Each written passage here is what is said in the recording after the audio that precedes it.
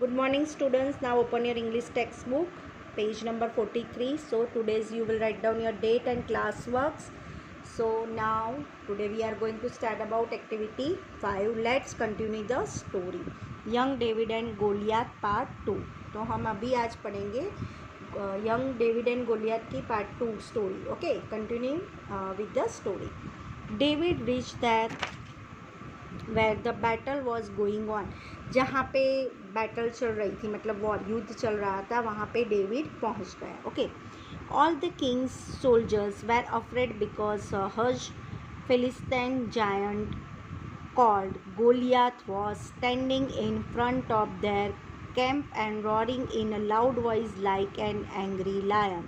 Okay, तो यहाँ पे जो ऑल द किंग्स सोल्जर थे वो डर गए थे. क्यों डर गए थे? कि यहाँ पे फिलिस्तीन का जायंट है, उसका नाम है गोलियात. वो वहाँ पे आगे खड़ा हो गया था और ज़ोर से, मतलब रॉरिंग लायन की आवाज़ में बहुत ज़ोर से वो चिल्लाने लगा. Okay. I am Goliath, I will the destroy the land of Israel. मतलब उसने बोला कि मैं पूरे इज़राइल को डिस्ट्रॉय कर दूंगा. उसने वो ज़ोर से चिल्ला के बोला. Send your best the soldiers to fight against me and I will kill them. आप मुझे अपने सोल्जर्स को भेजो मेरे साथ फाइट करने के लिए, मैं सबको किल, मतलब सबको मार दूंगा. The king of Israel was worried about this, so he made a promise to his soldiers. मतलब किंग, जो इज़राइल का किंग था, वो एकदम वरीड हो गया और उसने ऐसा बोला और उसने ऐसा प्रॉमिस भी किया कि जो भी सोल्जर्स मतलब इस जायंट या गोलियत को मार देगा या कर देगा, तो this man who kills the giant Goliath will marry my daughters and I will give him gold and jewels and he will be the richest man in Israel. मतलब जो भी इसको मार देगा उसको मैं अपनी डॉटर के साथ मैरिज करवाऊँगा और उसको सबसे बड़ा रिचेस्ट, मतलब इज़राइल का सबसे बड़ा रिचेस्ट आदमी बना दूंगा. मतलब बहुत सारी ज्वेलरीज, गोल्ड ज्वेलरीज दूंगा और बहुत सारे रिचेस्ट उसको बनवा दूंगा. Okay. David heard it, he said I will किल गोलियत. उसने ये सुना, इसने वो सुना जो किंग ने बोला, तो उसने बोला कि आई विल किल गोलियत. उसने बोला मैं गोलियत को मार दूंगा. The king and his brothers laugh at him as David was only a boy. Finally the king agreed. मतलब सब उसके भाई सब हंसने लगे कि तू अकेला, David was only a boy, वो तो एक छोटा बच्चा है. फाइनली मतलब वो कैसे लड़ेगा, कैसे मारेगा. But the king agreed, but king agree हो गया. ओके. यहाँ पे read the phrase made a promise and find out the meaning. Make 2 sentences using this phrase. तो यहाँ पे 2 sentences और एक्टिविटी सी में what do you think happen David, did David win, did Goliath kill David. Write the end of the stories in 3 to 5 sentences below. तो यहाँ पे 5 sentences लिखने हैं. तो I will send the photographs, तो आपको लिख देना है. Okay, so now I will start about the activity 7. Let's find out the what really happened. Read the rest of the story silently. Okay, अब हम पढ़ेंगे part 3, young David and Goliath part 3. Okay. Then David took his bag of smooth round stones and his slings. मतलब जो David था उसने अपनी जो bag में स्लिंग बैग थी उसके अंदर से गोल राउंड कलर के स्टोन्स निकाले. He stood in front of the king's army and called the giant. वो जो किंग्स के जो आर्मी थे वहाँ पे फ्रंट ऑफ किंग्स के आर्मी के सामने वो खड़ा हो गया जायंट के सामने. एंड जायंट को उसने बोला, When Goliath heard David, his cruel eyes grew as red as fire. मतलब वो जो जायंट था वो आगे खड़ा हो गया आर्मी के किंग के आर्मी के सामने और उसने बोला कि एकदम आँखों में से गुस्सा वाले आवाज़ में बोला. Goliath angrily spoke, Israel has sent a boy to fight against me. आपने एक बच्चे को मेरे सामने फाइट करने के लिए भेजा है. I will cut off his head and give his body to the wild beast, मतलब मैं उसको मार दूंगा, उसको किल कर दूंगा, मतलब उसके हेड को काट के वो जंगली जानवर को खिला दूंगा, मतलब वाइल्ड बीस्ट मतलब जंगली जानवर को खिला दूंगा, उसकी बॉडी को, उसका हेड कट करके आपको दे दूंगा और उसकी बॉडी को जंगली जानवर को खिला दूंगा।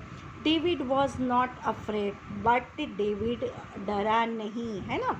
ही prayed quietly and then he replied, उसने शांति से रिप्लाई मतलब क्वाइटली एंड शांति से उसने जवाब दिया, I am only a boy but I will kill you and give your body to the wild beast, मैं भी तुझे किल कर दूंगा और तेरी बॉडी को जंगली जानवर को खिला दूंगा। Okay, when Goliath heard this word, Goliath ने ये सारे वर्ड सुन लिए, he ran towards David to kill him, और वो दौड़ता हुआ किसके सामने आया, गोलियत के सामने, डेविड को मारने के लिए वो दौड़ा। गोलियत ने वह बात सुन ली और दौड़ता हुआ कहाँ पे गया, डेविड के सामने, डेविड को मारने के लिए उसके सामने दौड़ा। But David took a stone from his bag and put it in his sling, मतलब उसने अपनी बैग में से वो स्टोन निकाला और उसकी वो जो स्लिंग थी डोरी को उसने उसके बैग में से निकाल के उसकी डोरी में रख दिया। He reeled his sling about that head and the stone flew in the air, फिर उसने वो स्लिंग में से जो निकाला था उसने वो अपने हेड पे रखा और वो स्टोन को छोड़ा तो फ्लू इन द एयर, तो वो कहाँ पे उड़ा, एयर में। And it hit between the eyes of Goliath and he fell on the ground with a loud cry, और वो सीधा गिरा कहाँ पे, गोलियत की आइज में।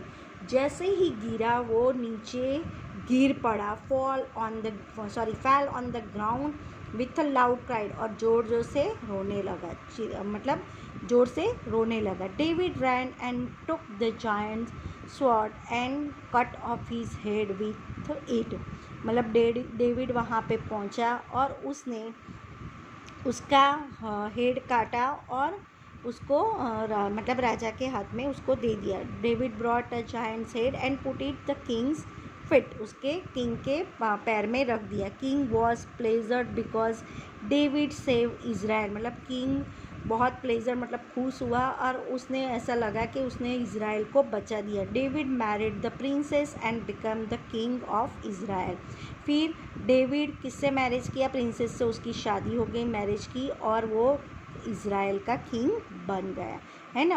आपको कैसी अमेजिंग स्टोरी लगी ना। था एक छोटा सा डेविड, पर उसने अपनी दिमाग से, भले कितने सारे थे पर उसने एक चैलेंज लिया और उसके चैलेंज को उसने एक्सेप्ट किया। बीस्ट का मीनिंग है a large and wild animals, है ना, उसको जंगली जानवर होता है ना उसको खिला देने की, यहाँ पे बीस्ट बताया था ना। और रिल का मतलब है to turn around a circle. Okay, beast का मीनिंग क्या है, अ टर्न अराउंड सर्कल। तो यहाँ पे ये टू कीवर्ड्स है, तो you will write down in your English notebook. Okay students, तो यहाँ पे जो एक्टिविटी 7 है जो वो फिनिश होती है, तो ये आपको अपनी नोटबुक में तो लिखना ही है, और दूसरा जो क्लास मतलब जो भी होमवर्क होगा मैं आपको मतलब भेज दूँगी, जो भी वर्कबुक का है तो वो भी आपको लिखना ही है, तो वो भी मैं आपको सारा भेज दूँगी। ओके, प्लेजर का मतलब है वेरी हैप्पी, ब्लिस का मतलब मैंने बता दिया, क्रूअल का मतलब है हार्टलेस, है ना, जो जिसमें कोई हार्ट ही नहीं होता है, एंड रिल का मतलब है to around the round and round. Okay, तो ये सारी चीज़ें यहाँ पे मैंने बता दी है, तो you will keyword you will write down in your English notebook. So यहाँ पे एक्टिविटी 8 एंड 9 और 10 मैंने ओमिट कर दी है। एक्टिविटी यहाँ पे बी में क्वेश्चन आंसर्स है, तो वही क्वेश्चन आंसर्स ऑलरेडी वर्कबुक के अंदर है, तो उसी में से लिखना है। तो यहाँ पे ये चैप्टर फिनिश होता है। Okay students, thank you.